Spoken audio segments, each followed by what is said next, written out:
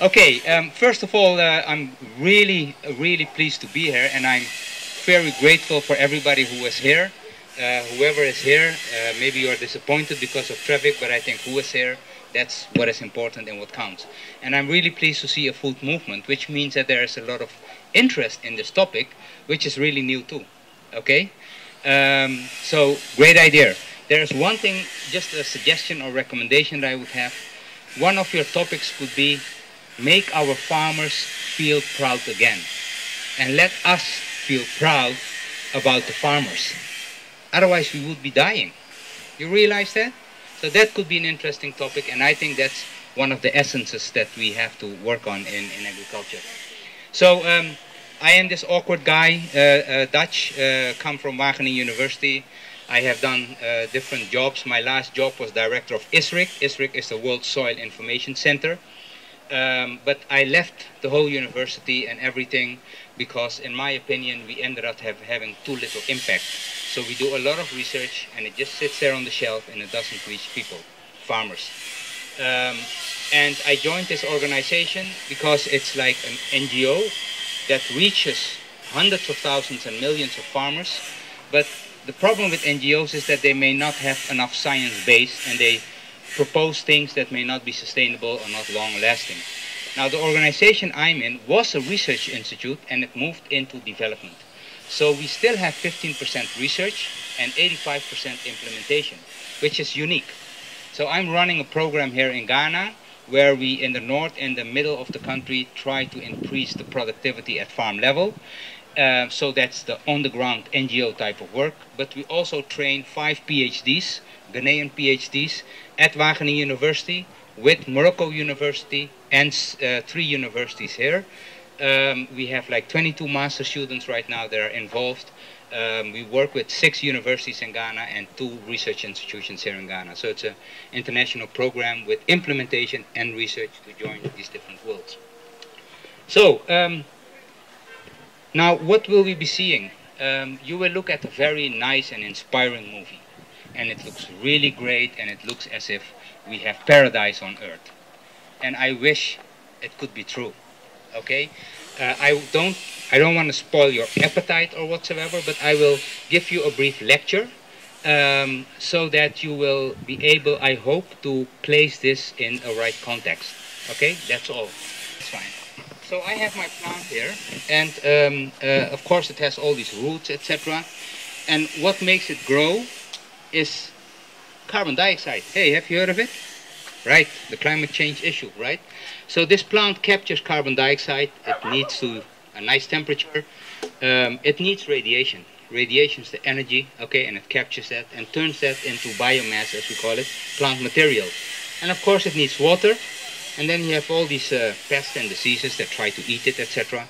And it needs something else, which is nutrients. Yeah, food for the plant. And like you and I, we all differ genetically. So these plants also differ genetically. And depending on the genetic buildup, it gets taller or not, etc. So these are, all this drives the yield of, the growth of my plant. Somehow, this was supposed to be dynamical, but I don't know what happened. You turned it into PDF? Oh, this is not Microsoft. Okay. Yeah, lousy. It messes up the presentation. Because actually I wanted to, it would build up and it would show pesticides and fertilizers. And I wanted to ask you first, do you know the difference? And what is pesticide and what is fertilizer? Anybody knows? What would be the difference? Yeah. Aha. Is he right? One is to kill pests and diseases, and the other is to grow the plant. That's what you think as well? That's what you think. Okay, that's good, and that's right.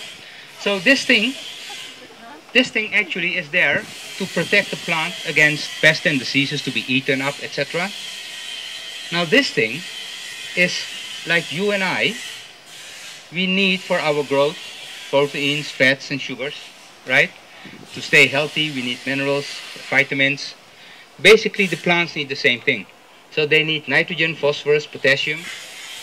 What's all that? Well, these are tiny stuff in the soil. And also they need some special other nutrients, as we call them.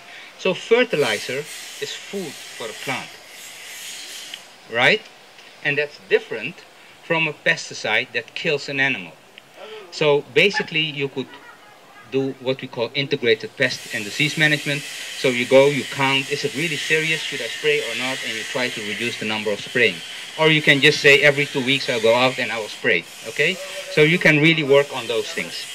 But these fertilizers, that's something special because they come from the soil and you have all these processes in the world, okay? You have plants growing, captures the carbon dioxide, the leaves will fall, you will get what we call organic matter. So that's just fallen leaves and stem, and it starts to degrade, become brown.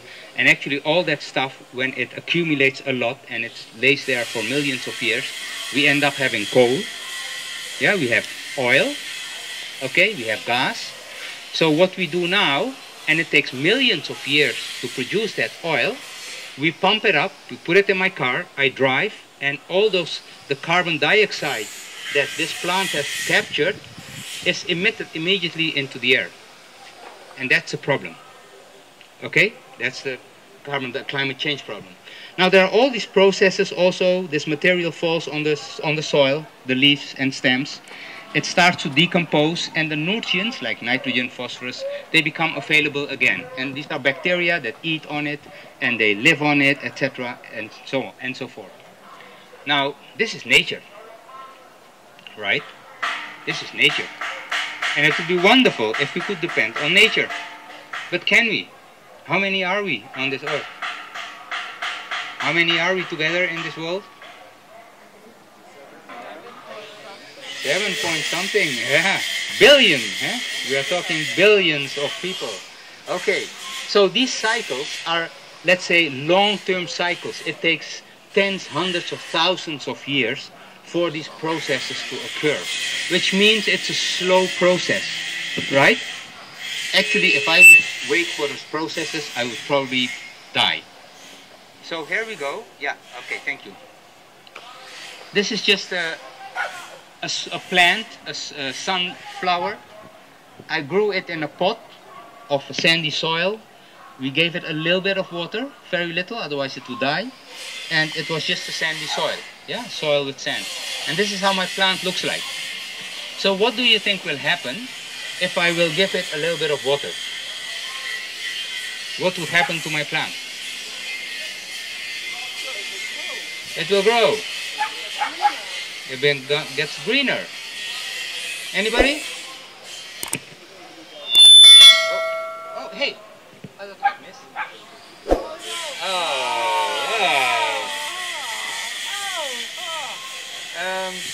So why it's your Mac.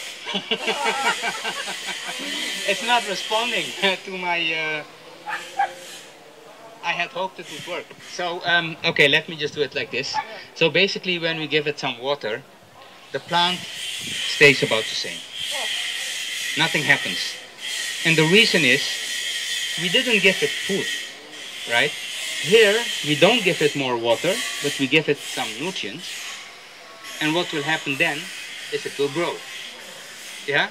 So it lacks the nutrients to grow, and it's only with the nutrients that it would grow. And if you give it both water and nutrients, it explodes. Okay? Sorry. So basically what this tells us is that if this would be a natural situation, and if I would have to depend on the natural situation, I'd probably perish. Okay? We really need to feed these plants so that they grow sufficiently to feed the world. Okay? I have calculated long ago how much food we can produce on Earth using these kind of concepts and ideas. Now, oh, this one will also be missed. Right? Yeah, okay. So, unfortunately, you won't see it. A little bit maybe. So, this is when I grow my maize in regions like northern Ghana. It's what we call rain-fed agriculture, meaning that it depends on the rain. And it depends on the nutrients, the nutrients in the soil. And this is how my crop looks like. That's a natural system. Now, unfortunately, you can't see it here. If I would add fertilizers, this thing turns very dark green and taller, etc. So we need to feed these plants if they really want to yield something significant. Okay? Now, again, this one I wanted to build up, but let's go to the Netherlands. So this is the Netherlands, 1800. Okay, could have been Germany. So what did we have in these years? We didn't have fertilizers, food for the plants. So what did we do back then? This was my arable land, and somehow I had to feed my plants, right, with nutrients. And where will we get the nutrients from? From grazing animals on these grasslands, or we have a lot of heat in the Netherlands with sheep grazing, and they would all shit, sorry to say, but that's all about it, on these lands. And basically what happens, they would eat away the nutrients from this land, and it would accumulate on this small piece of land. So this grass will grow a little bit with the nutrients in the soil. You eat it, or the sheep or cow eat it, and the manure ends up here, and we accumulate it. So basically we concentrate the nutrients from this whole area into this little piece. In the meantime, this will degrade, and you don't put it back, the soil will become poorer in its fertility. So basically we brought fertility from all this land onto this one, and here we would produce the old grains, etc. And this is how the system was in most areas. So it would take at least 20 hectares to 40 hectares of grazing lands to sustain 1 hectare of arable land. A hectare is 2 soccer fields. Okay? So am I growing 1 hectare? No. Actually, I need 21 hectares. Right? You got the message? Right?